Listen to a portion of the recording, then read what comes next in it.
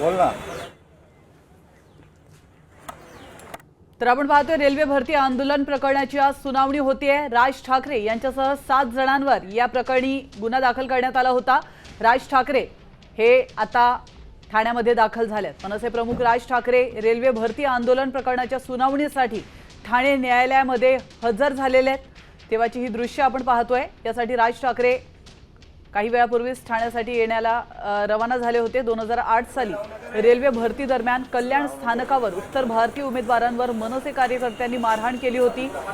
त्यानंतर रेल्वेचं देखील मोठं नुकसान करण्यात आलं होतं मनसेकडून आणि त्या पार्श्वभूमीवर त्यांच्यावर गुन्हा दाखल करण्यात आला होता।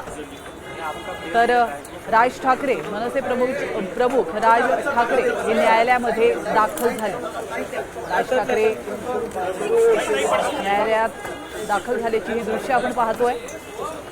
ठाणे न्यायालयामध्ये मनसे प्रमुख राज ठाकरे हे दाखल झालेले आहेत। याविषयी अधिक माहिती देण्यासाठी आपले प्रतिनिधी गिरीश कांबळे आपल्यासोबत जोडले गेलेत। गिरीश, मनसे प्रमुख राज ठाकरे आज रेल्वे भरती आंदोलन प्रकरणाच्या सुनावणीसाठी ठाणे न्यायालयात हजर झालेले आहेत। काय अधिक माहिती मिळते?